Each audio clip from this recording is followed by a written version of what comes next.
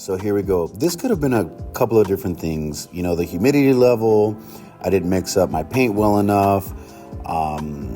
Maybe there was a reaction chemically between some of the old paint or old primer that was there whenever I sprayed the wax and degreaser, but no big deal. About to sand this out with 600 and get it going.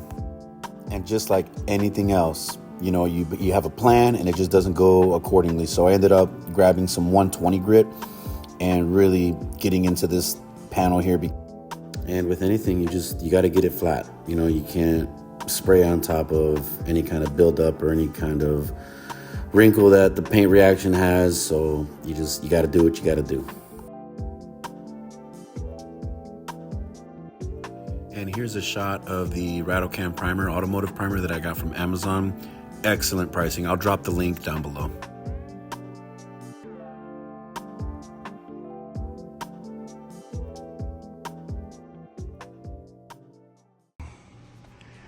All right, so going over everything in 320, there's some spots that needed to be grinded, so got to feather those out, which means kind of blend it in. So don't just do 80 grit or the flap disc and then 320. You got to kind of go further, 80 grit, 180, 320. You know what I mean? That's just kind of feathering it in so you don't feel the gouge. Yeah, everything's looking good. I decided I'm going to do the jams first. The last thing I got to do is 320 all down here. And the reason why I'm doing 320 everywhere is because I'm going to end up doing primer, 2K primer on the hot spots. And then I'm going to block everything out in 600. And that's when I'll tape it off. You know, I'll tape off down here so I can do the white. And I'll tape off the red. I'm sorry, so then I'll tape off the white so I can do the red. So that's the plan, getting there. I decided I'm gonna do the jams first because the jams are just about ready. The other side's ready. This side just needs, you know, another little pass. 320 everywhere, wire wheel down in there. And the way I want to tape it off is gonna work better that way to do the jams first. And because I want to do pearl in the jams, so it's gonna be red with some ghost pearl. So stay tuned. And here we go. You know, it gets dusty, it gets dirty, so always clean before you're gonna spray. If you can, do kind of like what I'm doing here, just clean the hell out of it. Clean the floor, tape off the walls, whatever you don't want to overspray. Oh, watering the plants. And then that way you're kind of ensuring that there's not gonna be any dust blowing up into your work. And yeah, here we go, about to get set up.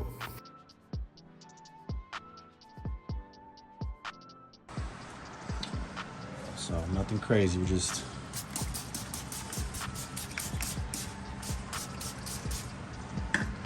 I'm always generous so I can get it really clean.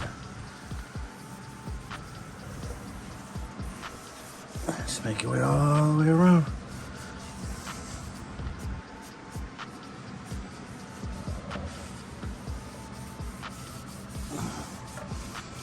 And then blow it out with some air. So I'll bring it back in whenever we tape everything off.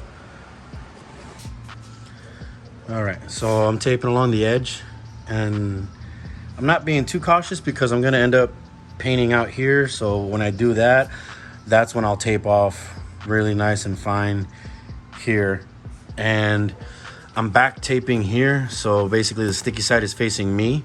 And I'm gonna go all the way around and I haven't decided if I wanna do paper or plastic sheeting. I mean, they kind of have their pros and cons, each one. But yeah. Then here, because I'm painting all around, I'll just tape off what I don't want paint to hit on this door. And then, yeah, just plastic sheeting everywhere else. And because I'm gonna paint here, it'll be plastic sheeting from where the tape is and cover everything. Like I said, I'm doing the bed later, so that's where we're at. After years and years of taping, we're finally here.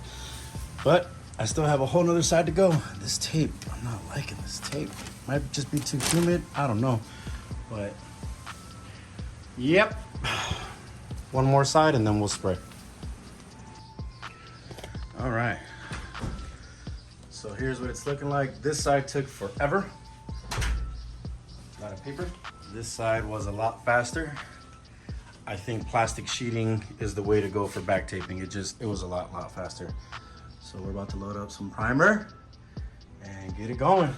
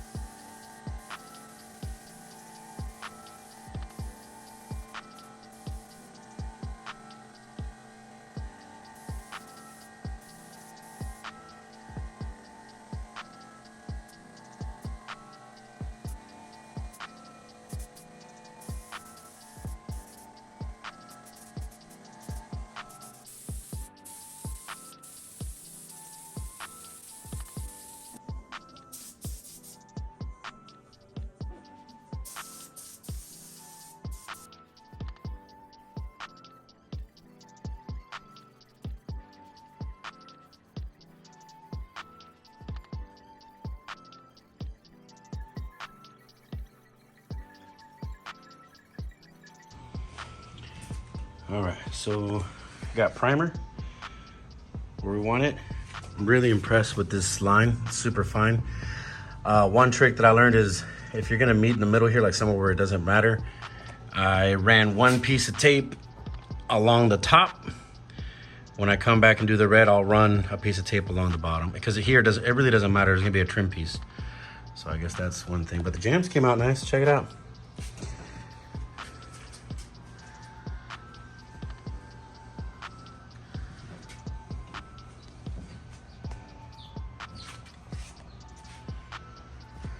So, yeah, truck's not gonna make it to the show, but it's all right. I'd rather focus on the quality of the paint job than rushing it to try to make it to a show, which I'm really not even trying to compete. I mean, I'm not trying to win. Obviously, I'm not gonna win. This is not a $100,000 truck like some people take to these shows. I just go for fun. But here's the passenger side. Didn't need primer there in the middle. Here's my only thing here. And this doesn't matter because I'm gonna paint it, but if you really don't want to get any kind of overspray, just really double check your tape. I got new tape and I was taking a leap of faith with it. And yeah, so that's where we're at, y'all. Stay tuned. I'm gonna be painting this here after the show. Let me know if you guys wanna see show coverage or if you're just ready to see me spray some paint on this thing. So hopefully you enjoy the rest of your day and we'll see you on the next one, y'all. Stay tuned, everybody. Here's a sneak peek of what the Mustang is going to look like out in the sun. Coming soon. And if you remember my dad's tailgate, check this out. Here's what it looks like back on the truck. Major contrast difference. But, you know, my dad doesn't care. He's going to beat the hell out of this truck. And, yeah, cut and buff, no sanding required.